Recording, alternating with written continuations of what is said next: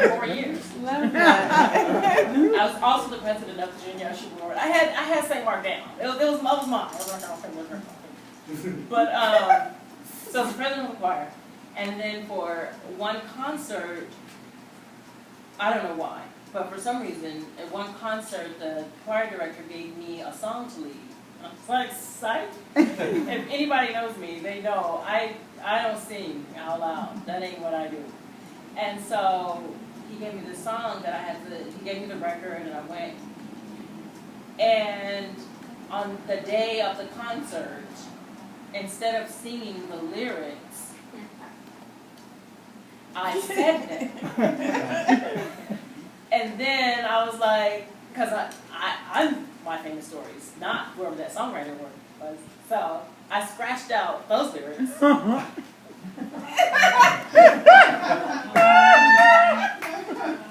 I scratched out those lyrics. I mean, I did the first verse, but the other verses were whack to me.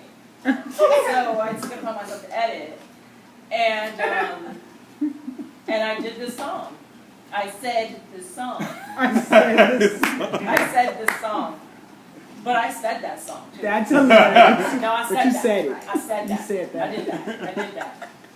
And I didn't know of like spoken word. I didn't know people did that until that night. I was like, okay, I did that. I mean, I don't know if anybody saved or anything like that, but I did that. So it was always going to be something in front of a microphone, and I couldn't sing. And I wasn't funny enough to tell jokes. That's it. So if you're taking notes, Jahaz responsible for the first gospel remix. You want to hear it? You want to hear it? No, it was badass. It was bad. So the tenors. Okay. No, remember I can't sing, but it was super bad. So the tenors were like the guys, the deep voices. In our choir, we had movements. If y'all didn't have movement, you're going to have to find another pastor, but we had movements. The tenors, they were doing their thing, and they go, in the name, in the name, in the name. And then the altos come in with some old stuff they did, and then the soprano, and then I come in, right? right, word. So the song is supposed to be, this is supposed to be a song, but I was like, nah. I'm not doing that. Nah. So remember, the tenors are still going like, in the name, in the name, in the name. And then I come in with, there's no other name under the heavens whereby men must be saved. And then I was, what? I was going, remixing. Kurt Franklin. Well, to me, that's his fault. He didn't specify. He never heard me sing before. Why? I mean, it was like when Roseanne Barr sang the national anthem and everybody got mad. Right. But she never said. What did they think? Right. So that was his fault. Right. So I did that. So you could have written novels, you could have written short stories, you could have written an opera, you wrote poetry. And you write poetry.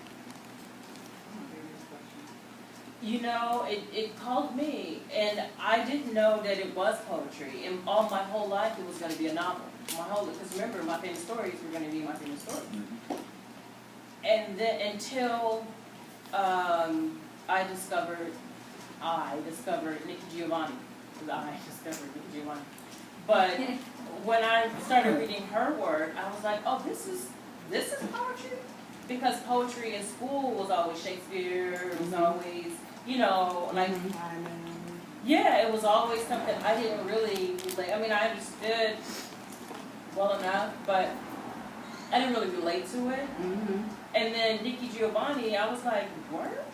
This English woman? You can do this? That's allowed? And so I just, it was poetry from then on. And I'm working on a novel now. I've been working on a novel forever. I'm working on right now that is about to be one long poem. That's what my stories keep turning into, one long poem. Yeah.